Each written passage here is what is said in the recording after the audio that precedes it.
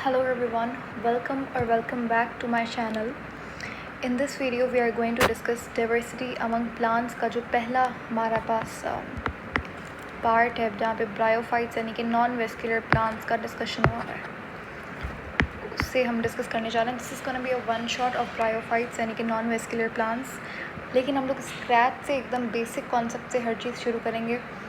और है तो ये फर्स्ट ईयर का टॉपिक, लेकिन हम ये मान के चलते हैं अगर कोई 9th का बच्चा भी इस वीडियो को देख रहा है तो उसे अच्छे से समझ आए, बिकॉज़ 9th के अंदर पार्टीशन नहीं होता बॉटनी और ज़ूलॉजी के अंदर.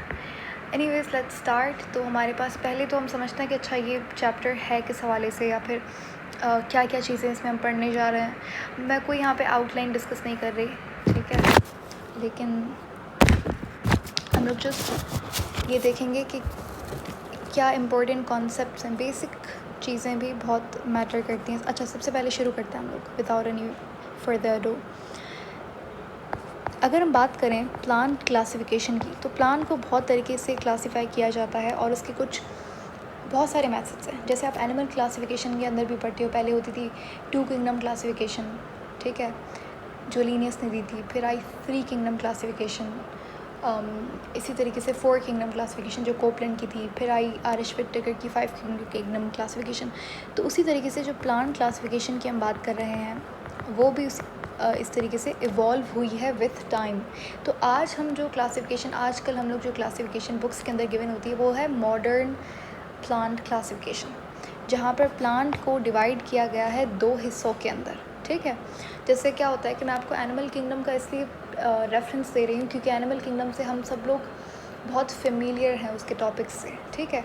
तभी हम given the reference of animal kingdom. Animal kingdom के अंदर 2 मेन ग्रुप्स होते हैं, एक होता है कॉर्डेटा, एक होता है नॉन कॉर्डेट्स. उसी तरीके से प्लांट्स के अंदर भी 2 मेन ग्रुप्स के अंदर प्लांट्स, सारी दुनिया के जितने भी प्लांट्स हैं, हर्ब शर्ब्स, ये वो बड़े छोटे जितने भी प्लांट्स हैं, सबको हमने 2 कैटेगरीज़ के अंदर डिवाइड कर दिया.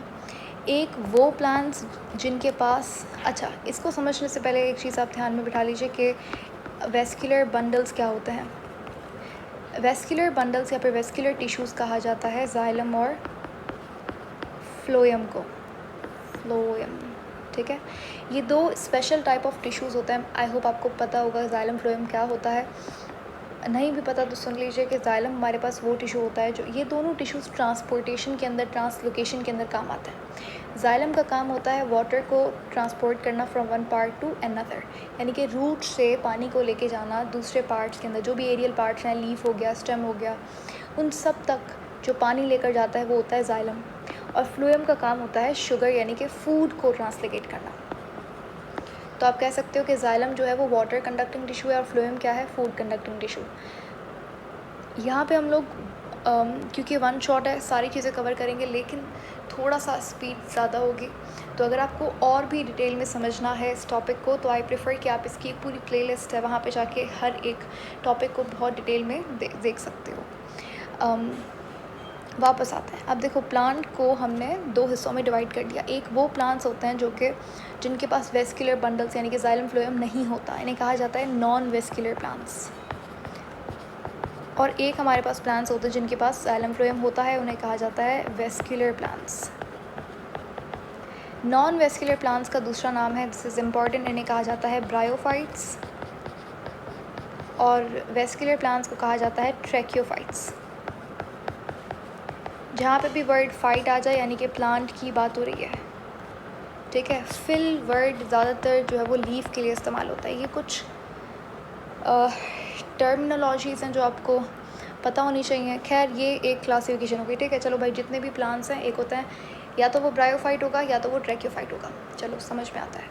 अब फर्दर आ जाओ. जैसे एक कॉर्डेटा होता है, एक नॉन कॉर्डेट्स होता है. नॉन कॉर्डेट्स के अंदर भी कितने सारे फाइलम्स होते हैं, पोरिफेरा, नाइडेरिया, प्लेरियल, मिंथस, नेमाटोडा, ये सारे क्या है हमारे पास फाइलम्स है. उसी तरीके से अब हमने क्या किया, एक तो ये एक मेन क्लासिफिकेशन हो गई. चलो, एक ब्रायोफाइट्स हैं, एक ट्रैकियोफाइट्स हैं. यहाँ तक बात क्लियर हो गई. अब क्या होता है कि जो हमारे पास ट्रैकियोफाइट्स हैं, इनको फर्दर डिवाइड किया जाता है 2 हिस्सों के अंदर on the basis of seed, ठीक है. पहला हमने क्लासिफिकेशन किया था वेस्कुलर बंडल के बेसिस पे। सेकंड क्लासिफिकेशन जो होता है वो होता है on the presence and absence of seed होता है। तो वो ट्रैकियोफाइट्स यानी कि ब्रायोफाइट्स में तो सीड है ही नहीं, ठीक है। और ब्रायोफाइट्स प्रिमिटिव प्लांट्स है दुनिया में। ये भी हम बात करेंगे इवोल्यूशन ऑफ प्लांट के अंदर, आगे टॉपिक आएगा इसके बाद, ठीक है। चलो अभी इसी क्लासिफिकेशन पे स्टिक करते हैं। अब ट्रैकियोफाइट्स के हमने दो पार्ट्स कर दिए। एक वो ट्रैकियोफाइट्स जिनके पास सीड नहीं होता, इन्हें कहते हैं नॉन स्पर्मेटोफाइट्स। फिर से फाइट्स आ गया, राइट। और एक होते हैं सीड प्लांट्स, इन्हें कहा जाता है स्पर्मेटोफाइट्स, ठीक है। नॉन स्पर्मेटोफाइट्स को आप नॉन सीडेड प्लांट्स भी कह सकते हो, या फिर सीडलेस ज़्यादा बेहतर रहेगा, सीडलेस प्लांट्स। और स्पर्मेटोफाइट्स क्या होते हैं, सीडेड प्लांट्स, ठीक है। अच्छा, अभी हमारे पास जो स्पर्मेटोफाइट्स होते हैं यानी कि सीडेड प्लांट्स होते हैं, ये भी दो तरीके के होते हैं। एक वो होते हैं जिनके पास फ्लावर, फूल नहीं होता, एक वो होता है जिनके पास फ्लावर्स होते हैं। एक होता है नॉन फ्लावर, फ्लावरलेस प्लांट आप बोल सकते हो। एक होता है फ्लावर बियरिंग प्लांट्स, ठीक है। जिनके पास फ्लावर्स नहीं होते, जिनके पास सिर्फ सीड होता है, फ्लावर नहीं होता, उनको बोलते हैं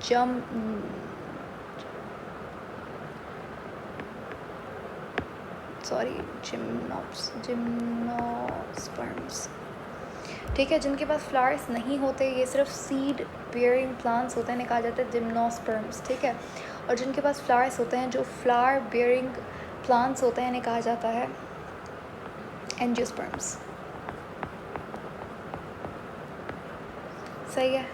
तो ये कुछ बहुत बेसिक क्लासिफिकेशन थी प्लांट की जो हम लोग आज पढ़ते हैं मॉडर्न डे क्लासिफिकेशन के अंदर, ठीक है। अब आते हैं थोड़ा सा, अब हम बात करते हैं किसके बारे में, इवोल्यूशन के बारे में।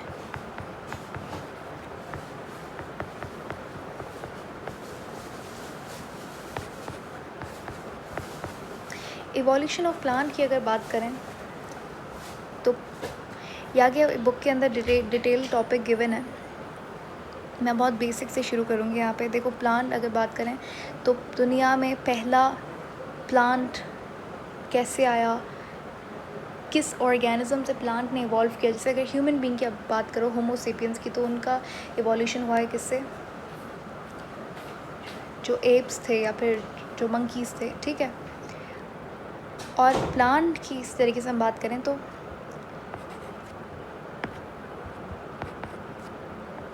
अच्छा, इससे भी पहले की बात करते हैं।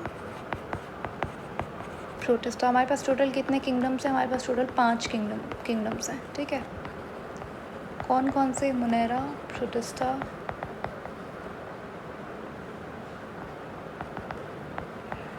फंजाई, प्लांटी और एनिमेलिया। जो प्लांट्स थे वो दुनिया में पहले लैंड ऑर्गेनिजम्स थे, ठीक है। दुनिया में सबसे पहले जो ज़मीन पर आने वाले ऑर्गेनिजम्स थे वो प्लांट्स थे।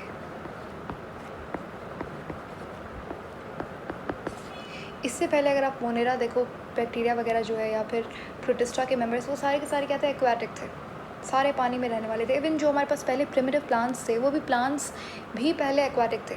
अब हम ये सारी चीज़ें हम डिस्कस करेंगे। अच्छा, प्रोटिस्टा हमारे पास है, प्रोटिस्टा से इवॉल्व होकर बना पहले एल्गा, ठीक है। एल्गा एक पहले तो एल्गा को रखा गया था प्लांट किंगडम में, क्योंकि उसके पास क्लोरोफिल होता है, उसकी जो सेल वॉल है उसके अंदर सेल्यूलोज होता है, बहुत सारी सिमिलैरिटीज़ होती हैं एल्गा और प्लांट के अंदर। लेकिन मेन जो डिफरेंस होता है, ये आगे हम बात करेंगे कि क्या डिफरेंसेस होती हैं और क्या सिमिलैरिटीज़ होती हैं एल्गा और प्लांट के दरमियान। तो एल्गा और प्लांट में एक ये भी बात सिमिलर होती है कि दोनों में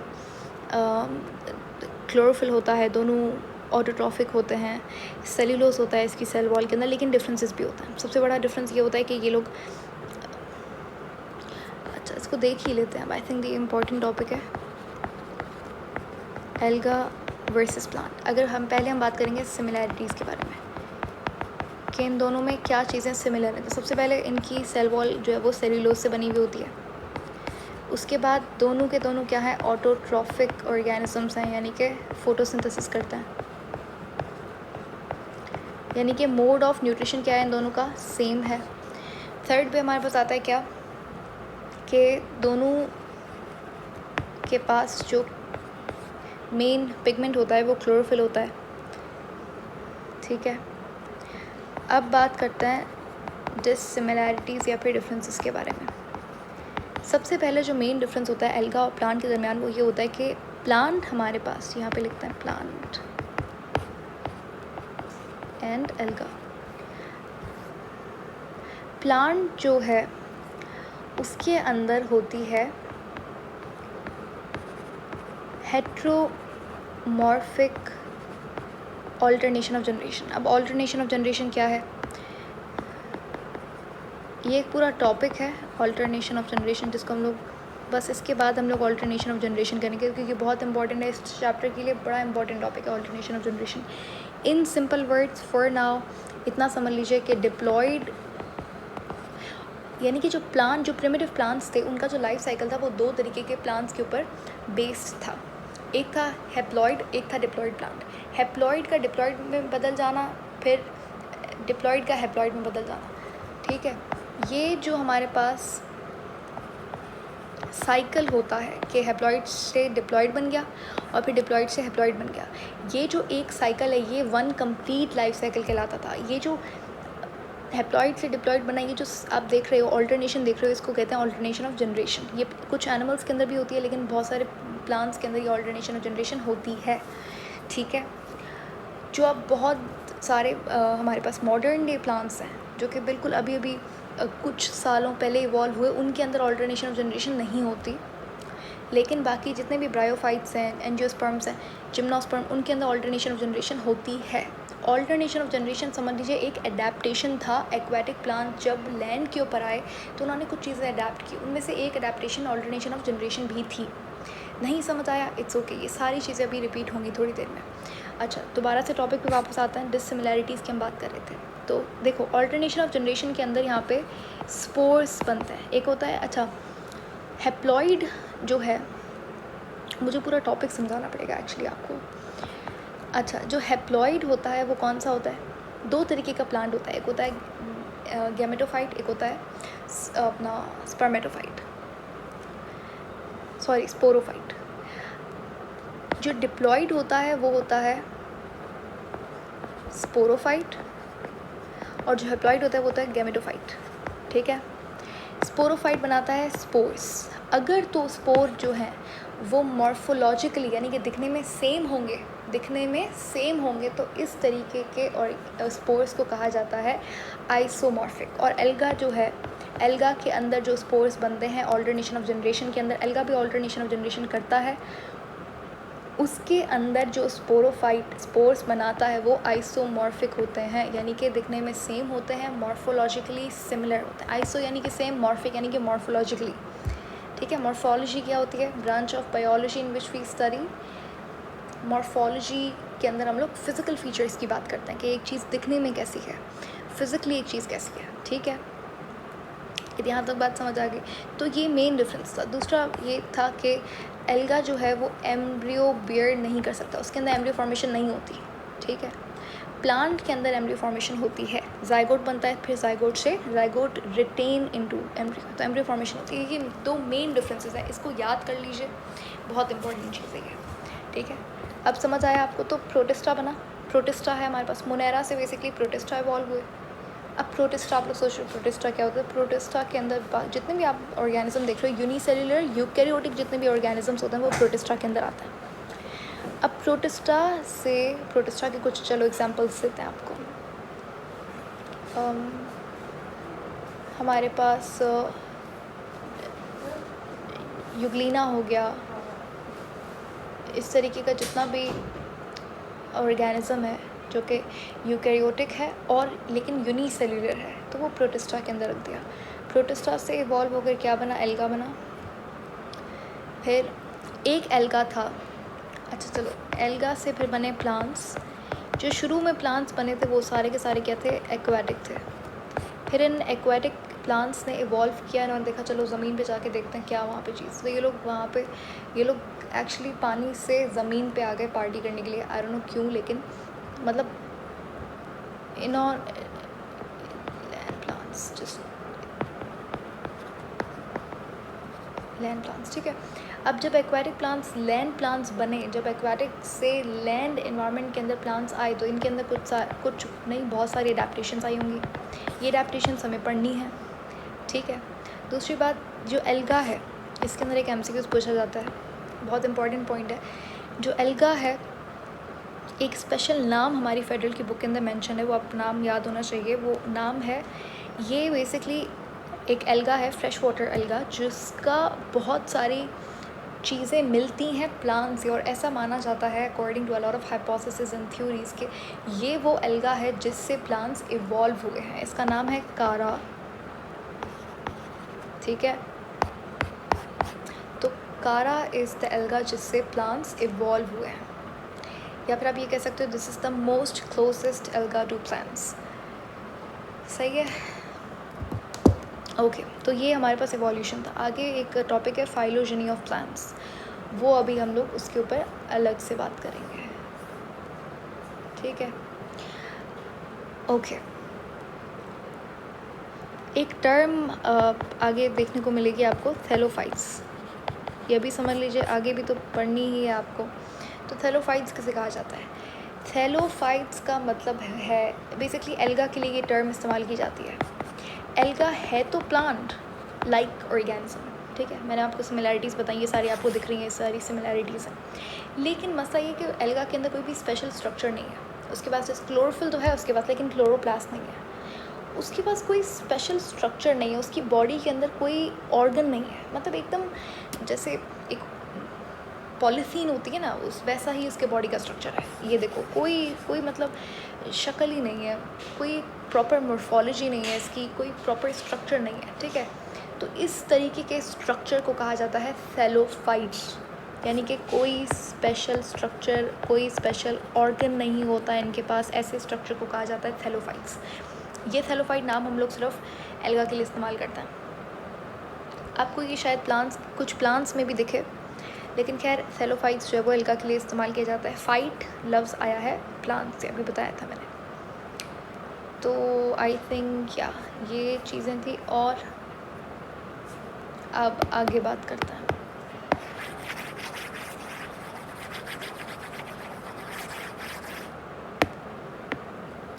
अच्छा, प्लांट्स के अंदर प्लांट के जो पार्ट्स होते हैं वो दो पार्ट्स हो सकते हैं। एक को कहते हैं सबटेरेनियन पार्ट्स होते हैं, और एक पार्ट हमारे पास होता है एरियल पार्ट्स। बहुत आसान सी बात है, नाम से पता लग रहा है। सबटेरेनियन पार्ट्स वो होते हैं जो कि लैंड के ऊपर पाए जाते हैं, अंडर द लैंड, या अंडर द ग्राउंड आप बोल सकते हो। Land won't be a right word, ठीक है। ज़मीन के नीचे जो पार्ट्स होंगे वो है सबटेरेनियन पार्ट्स, और जो एरियल पार्ट्स हैं यानी कि जो हवा में पार्ट्स होंगे। इसका एग्जांपल बहुत सिंपल है। सबटेरेनियन के अंदर हमारे पास रूट्स आ जाएंगे, रूट हेयर जो होते हैं, रूट नोड्यूल्स जो होते हैं, ठीक है। उसके बाद जो एरियल पार्ट्स हैं उनके अंदर बहुत सारे एग्जांपल्स हैं, जैसे सबसे पहले तो लीफ, स्टेम, फ्लावर्स, ये सारी चीज़ें, ठीक है। अब सबटेरेनियन पार्ट्स का काम क्या होता है? इनका काम होता है पानी को एब्जॉर्ब करना, absorption of water and minerals, absorption of water and minerals. और जो हमारे पास एरियल पार्ट्स होते हैं इनका काम होता है ऑक्सीजन लेना एनवायरनमेंट से।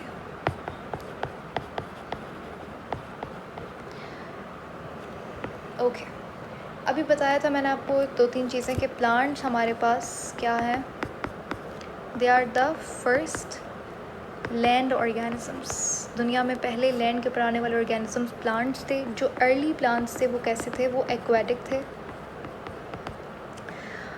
ओके, आपको दो तीन टर्म्स आगे सुनने को मिलेंगी कि अच्छा कुछ प्लांट जो है वो ट्रॉपिकल हैं, कुछ प्लांट जो है वो टेम्परेट रीजन के अंदर पाए जाते हैं। इसका मतलब क्या है? देखो, हमारे पास मेन 3 क्लाइमेट रीजन्स होते हैं। पहला है हमारे पास ट्रॉपिकल रीजन, फिर है सब ट्रॉपिकल रीजन, और लास्ट में हमारे पास आता है टेम्परेट रीजन। इसके अलावा भी होता है वैसे। ट्रॉपिकल रीजन क्या होता है? जहाँ पे टेम्परेचर ज़्यादा होता है। तो कुछ होते हैं ट्रॉपिकल प्लांट्स, वो प्लांट्स जो कि ट्रॉपिकल रीजन यानी कि ज़्यादा टेम्परेचर के अंदर सर्वाइव कर सकें, जैसे कि कैक्टस का पौधा हो गया, यहाँ पे था भी हीरा, ठीक है। तो जो ज़ीरोफाइटिक प्लांट्स होते हैं वो ट्रॉपिकल रीजन के अंदर सर्वाइव करते हैं, जहाँ पे टेम्परेचर ज़्यादा होता है। उसके बाद है सब ट्रॉपिकल, जो आपके घर के अंदर पौधे होते हैं वो होता है सब ट्रॉपिकल रीजन के अंदर सर्वाइव करने वाले, यानी कि वो प्लांट्स जो कि एवरेज टेम्परेचर पे सर्वाइव करें। उसके बाद है टेम्परेट रीजन, यानी कि जहाँ पे टेम्परेचर कम हो, जो हमारे पास पोलर रीजन्स हैं अर्थ के, एंटार्कटिक, आर्कटिक, तो वो वहाँ पे जो पौधे होते हैं वो टेम्परेट प्लांट्स होते हैं, यानी कि वो कम टेम्परेचर के अंदर ग्रो कर सकते हैं। मैं किसी ज़ीरोफाइटिक प्लांट को, मैं कैक्टस को उठा के टेम्परेट रीजन में नहीं डाल सकती, ठीक है। हर प्लांट का एक प्रॉपर एडेप्टेशंस है और इन्वायरमेंट चाहिए होता है। अब थोड़ी सी बात करते हैं सॉइल के बारे में। याद रखिएगा जो बेस्ट पीएच होता है सॉइल के लिए, अच्छा हर प्लांट को एक प्रॉपर पीएच चाहिए होता है फॉर प्रॉपर ग्रोथ। तो जो बेस्ट पीएच होता है सॉइल का वो slightly acidic to slightly pH होता है, एल्कलाइन होता है। 6.5 to 8 सही, एकदम बिल्कुल परफेक्ट सॉइल का पीएच होता है। सॉइल के टाइप्स की बात करें तो दो तरीके की सॉइल होती है, एक होती है माइक्रोपोरस सॉइल और एक होती है मैक्रोपोरस सॉइल। माइक्रोपोरस सॉइल नाम से पता लग रहा है वो सॉइल जिसके पास वाटर होल्डिंग कैपेसिटी ज़्यादा हो, ठीक है। माइक्रो है तो कम नहीं, ज़्यादा होगी। इसका एग्जांपल है हमारे पास क्ले। क्ले क्या है? माइक्रोपोरस सॉइल है, ठीक है। और जो मैक्रोपोरस सॉइल होती है, क्योंकि उसके पास पोर्स बड़े हैं तो उनके पास वाटर होल्डिंग कैपेसिटी कम होती है।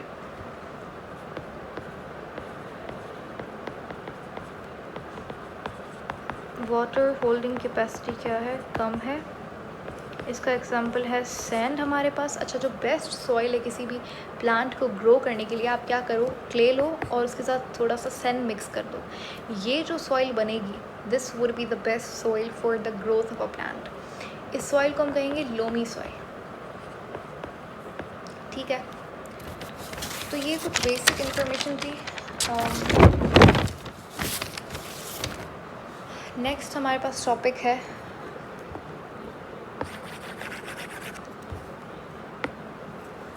प्लांट की इवोल्यूशन के बारे में।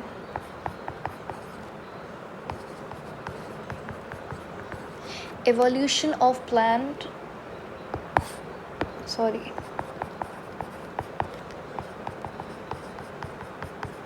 या फिर बेटर आप ये मेंशन कर दो फाइलोजेनी के बारे में बात करेंगे। अच्छा, फाइलोजेनी एक पूरी ब्रांच है जिसके अंदर हम लोग बात करते हैं evolutionary relationships of an organism के बारे में। इसका मतलब क्या है? यानी कि फाइलोजेनी वो एक वो टॉपिक है, वो ब्रांच है पूरी साइंस की, बायो की, जहाँ पे हम लोग बात करते हैं एवोल्यूशनरी रिलेशनशिप्स बिटवीन ऑर्गेनिजम्स। यानी कि चलो होमोसेपियंस है, होमोसेपियन का एवोल्यूशनरी रिलेशनशिप क्या था? बर्ड्स के साथ। अच्छा, मंकीज़ के साथ क्या ताल्लुक़ थे इनके जब एवोल्यूशन हुई उस वक्त? आपस में क्या ऑर्गेनिजम्स के रिलेशनशिप थे? तो फाइलोजेनी के अंदर वो चीज़ें डिस्कस की जाती हैं। अब देखिए, लाइफ जो है, क्या हो गया, ओके, बिग बैंग थ्योरी कुछ 100 और may be, I am not sure about the number, but बहुत इस तरीके से 100 बिलियन ईयर्स अगो इस तरीके से कुछ है, या फिर 30 बिलियन 60 बिलियन, कुछ उसका प्रॉपर नंबर है, वो प्लीज़ चेक कर लीजिएगा, आई एम नॉट श्योर। तो बिग बैंग थ्योरी हुई, बिग बैंग थ्योरी से क्या हुआ? यूनिवर्स फॉर्मेशन, फिर प्लैनेट फॉर्मेशन, गैलेक्सीज बनी, स्टार्स बने, उसी तरीके से अर्थ बना। अर्थ बेसिकली बिग बैंग के बहुत सालों के बाद बना, ठीक है। जैसे समझ लीजिए, क्योंकि बिग बैंग थ्योरी के अकॉर्डिंग यूनिवर्स फॉर्मेशन हमारे पास कुछ 30 से 100 साल पुरानी, I am not sure about the number, again please check के बिग बैंग थ्योरी के अकॉर्डिंग यूनिवर्स फॉर्मेशन कितनी, यूनिवर्स कब बना था, ठीक है। तो वो प्लीज़ चेक कर लीजिएगा। अच्छा, समझ लीजिए हम लोग यहाँ पे बात करते हैं universe formation 100 billion years ago, according to big bang theory, ठीक है। लेकिन ये चीज़ हमारे पास, आपको क्या याद करना है, जो चीज़ आपके लिए इम्पोर्टेंट है वो ये कि अर्थ जो है वो बना था 4 बिलियन ईयर्स अगो, ठीक है, 4.5 बिलियन ईयर्स को। और दुनिया बन गई, प्लेनेट अर्थ बना, लेकिन प्लेनेट अर्थ के ऊपर टेम्परेचर इतना एक्सट्रीम था, रेडियो एक्टिव वेस्ट बहुत ज़्यादा था, पीएच बहुत एसिडिक था, जिसकी वजह से कोई भी लाइफ फॉर्मेशन नहीं हुई for the next 1.5 billion years, ठीक है। तो दुनिया में पहली बार जो ज़िंदगी, द लाइफ आई, यानी कि पहले ऑर्गेनिजम्स दुनिया में आए, वो कुछ अर्थ के 100 बिलियन ईयर्स के बाद आए, 3.5 बिलियन ईयर्स अगो। 100 बिलियन क्यों बोला कि अरे देखो ना 100 बिलियन ईयर्स का डिफरेंस है, राइट।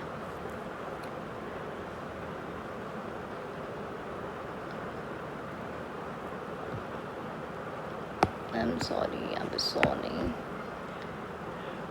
देखिए अर्थ फॉर्मेशन कितने हमारे पास साल पहले हुई, 4.5 बिलियन ईयर्स अगो। उसके बाद लाइफ कब आई अर्थ के ऊपर, 3.5 बिलियन ईयर्स अगो। तो 0.5 बिलियन ईयर्स का डिफरेंस है इनके दरमियान में।